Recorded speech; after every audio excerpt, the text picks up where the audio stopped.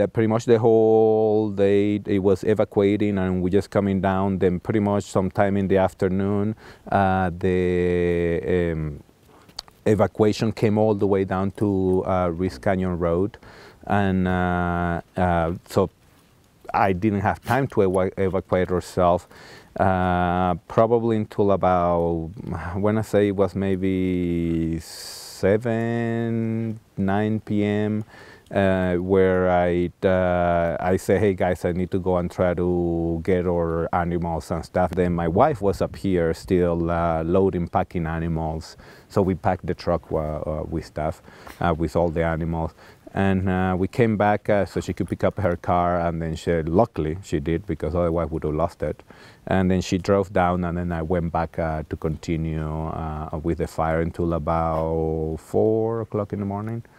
And then now we were starting a little bit more fighting the fire, because now all the people from the area were evacuated. But by that time we were extremely tired, and now we were running really thin on people. A lot of people already had gone because it was late.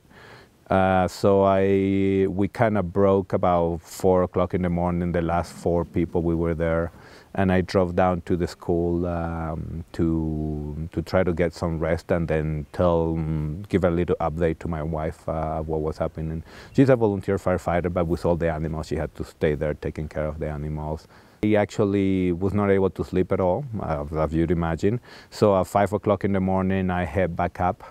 We kind of started slowly organizing, coordinating, because we were all tired. And I think there were only like 6 of us. We loaded with some water, and then we head up to fight the fire. Of course, as time went by, little people were trickling in, more and more firefighters were added in. But when we got up here to Station 1, there was nobody that lived on the other side of Fort Hill, so in Stove Prairie area. So there was nobody who belonged to that area to go and fight the fire. And nobody really wanted to go. It was a little bit of an unspoken, because everybody wants to kind of defend his house. Then one of the other firefighters who lost his house, Ron, from Well Rock, he just told me, Pedro, let's go over there. And I said, well, you know, let's do one for the community. So we both got a truck, and then we were pretty much the main firefighters on that side. We spent the whole day just defending house after house after house after house after house, because now the fire, it was windy, the fire was just everywhere, just running everywhere. And we were just house after house.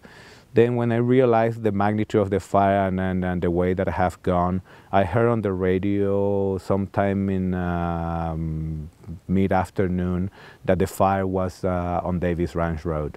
So I requested to whoever was incident commander at the time if I could come to defend my house, and they say no, I had to stay there.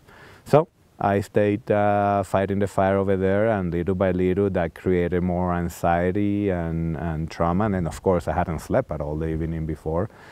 So by about then, very soon we were locked over there. There was no exit from when we were, because the fire had covered the road on this side, had covered the road on Buckhorn Canyon to go down south, have covered Stove Prairie Road to go to Pudre Canyon, and there's nowhere we can go west anyway. All that was on fire. That's unfortunately where we lost the lady the day before.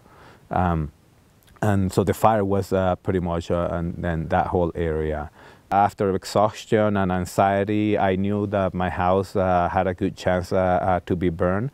The reason is because we had a log cabin.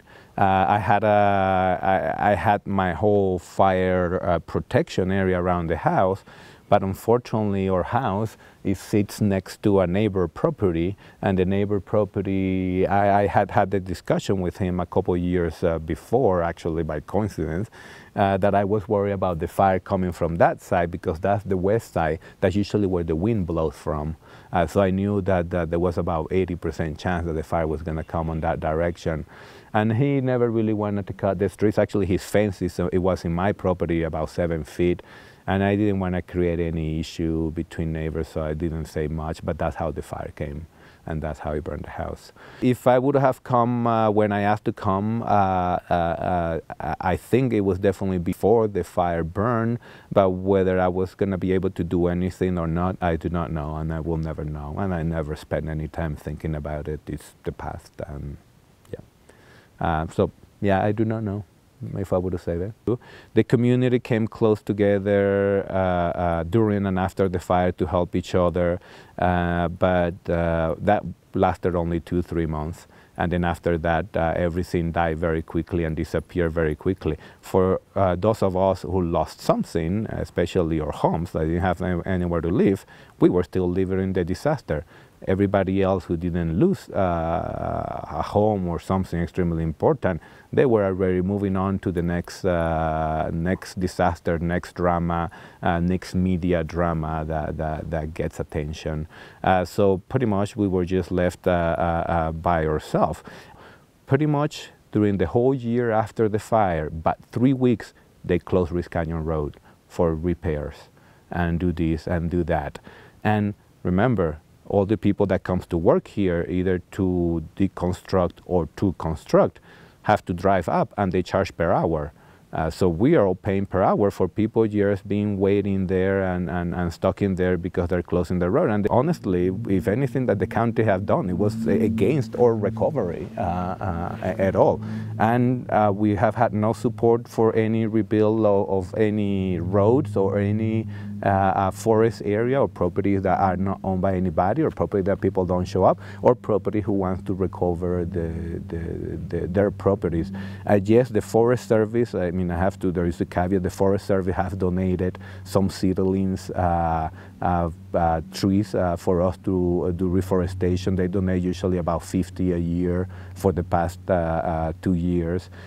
So that's definitely the only help we have got from any type of government agency. You know, one of the things that I have learned from the fire, that I will never, ever donate any money to any organization that is linked or related to any government agency, because I know the money will not make it to the victims. And if they make it, it's going to be a very small amount, and all the money is going to be maintained in the bureaucratic overhead system we have today. Knuckle Rebuilding Group is one of the exceptions. This is the group where I will donate when another disaster happens to help the victims, because according to my experience, that's the money that will make it to the victims. Any other money that given to any other organization, especially if it is government related, will not make it to the victims. Church groups as well are the other group. But my best take-home message in that aspect is that if I want to help somebody that suffered a disaster, I'm just going to go and help them directly. So I'm still in the fire department. I haven't gone to a lot of the meetings in the past couple years because the house has taken a toll. We have had a lot of deadlines, run out of money, so they have been working into midnight many days after my own work. So I just don't have the time, and honestly, right now, I don't feel very community oriented. I do want to continue with the fire department. I like it, and I know it's wrong what I learned from this experience. I know helping people, it is a good thing, but one of the things that I learned from this fire experience, that you don't help other people, you help yourself, and that's what's going to make you go through this society and system today.